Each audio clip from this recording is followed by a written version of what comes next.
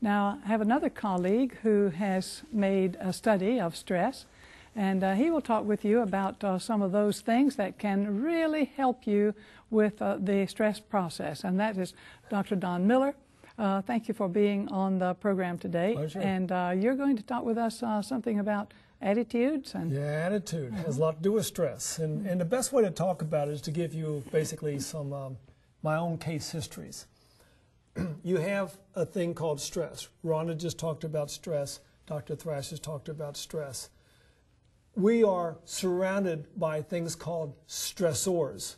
It's our reaction to the stressor that causes us stress. There are some things that don't bother other people, and so it doesn't cause them stress. And let me just give you one example to begin with. I was in the Marine Corps for many years, got out, and I moved to a farm in Missouri. Outside my second-story bedroom window, there was a large cedar tree. Now, I don't know what it was doing in that tree. It sounded like it was in that tree. It might not have been in that tree, but out there somewhere in the darkness was a whippoorwill. This whippoorwill had a constant call. You know what they sound like. It would do that nonstop for hours. That caused me unbelievable stress because I like it dark, quiet, cool, and neat in my bedroom. That bird drove me crazy. It was causing me lots of stress. And that went on for some weeks. One day I received in the mail a magazine. I was living in Missouri. They've got a magazine for everyone who lives in Missouri called the Missouri Conservationist. In that magazine was an article about the very bird giving me the stress outside my window. And one of the things it said in this article is that the whippoorwill in one night eats more mosquitoes than a purple martin does in a lifetime. Stress was gone because there's nothing worse to me than that sound at nighttime with the mosquito flying by your ear. And so as soon as I changed my attitude about that bird, it kept on singing the same song. It would sing it as nonstop. It would sing it just as loud. It would sing it every night. It never again caused me the problem. My mind was changed. Now that was not so much a voluntary thing. That happened from reading. But after learning this principle, I was in a hotel one time. Late at night, I'm asleep. I like my sleep. I like it quiet when I sleep. In the middle of the night, someone on the other side of the wall, no more than 12 inches from my head, clicked on the television set, loud. Some show that had a lot of laughing going on. And so here it says, oh, oh, oh, going on, just 12 inches from my head, stress levels rising. I'm getting upset with this problem. And then I thought, wait a minute, now I've got to find a way to turn my distress into eustress. I've got to look at what's going on the other side of the room from the person watching this program standpoint. And so I started putting myself in his shoes. I say, okay, maybe he's like me. He travels a lot. He just came across many time zones. He is in serious jet lag. He's laying there in bed at 2, 3 o'clock in the morning, nothing to do, turns on the television to help him get through the night. I can understand that. My stress level went down. Or maybe the person in the next room has just had a real tragedy in his life. He's in a hotel because his wife kicked him out, or he's had a death in the family. He's there for the funeral. Whatever it could be, the person's having a struggle. And so the laughter, which we realize is a great way to make yourself feel better, is helping him over this hump in his life. That made my stress level down to 0. Now, neither of those things may have been true. He may have just wanted to watch television in the middle of the night, but that was okay. It was my conscious decision to look at the problem in a different way. So what we have to do is when we see a stressor, and we've got them all around us, we've got to find out a way to turn it from something that's going to hurt us, because stress damages the body. We get in stressful situations.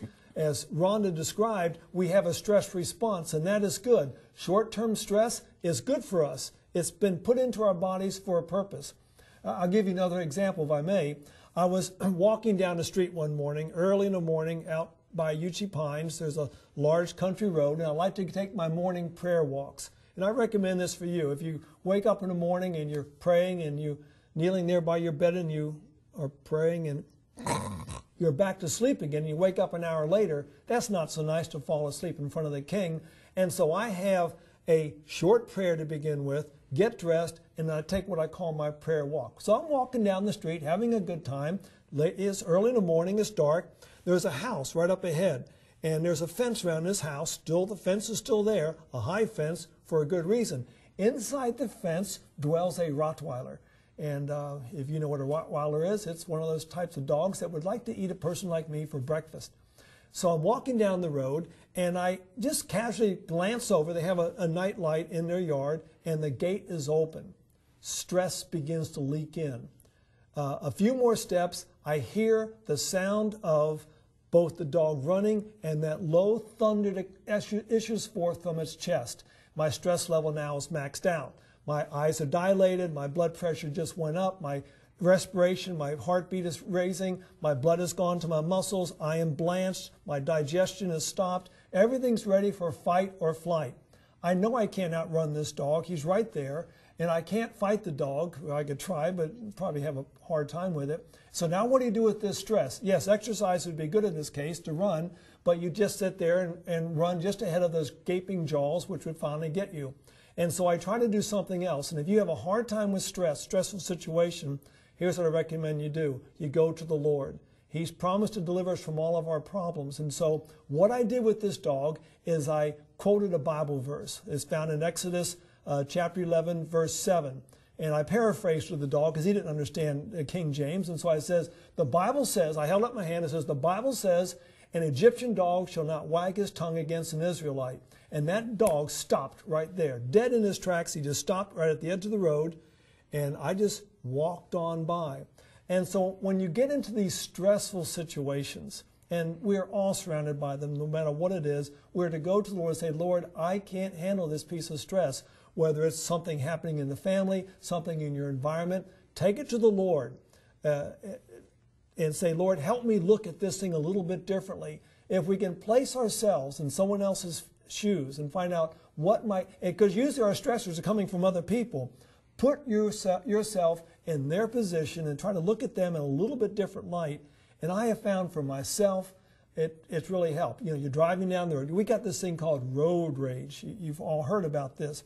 Well, what keeps you from getting into road rage? As you're driving down the road, and all of a sudden this car just pulls over right in front of you, and that's usually makes your knuckles get real white, and you want to say a few choice words. But you got to look at it a different way. Maybe this is somebody who's themselves under great stress. They're on their way to the hospital, whatever it might be.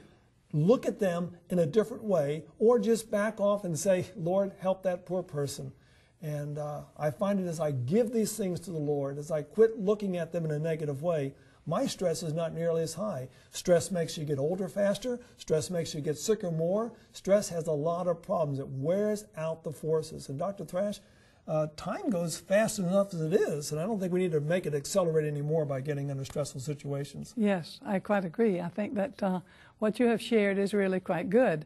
And taking things to the Lord may not result in a miracle for you, as it did with the stopping of the Rottweiler, but certainly the taking it to the Lord can give you, through His guidance, the path that you should take in order to avoid being stressed by this stress.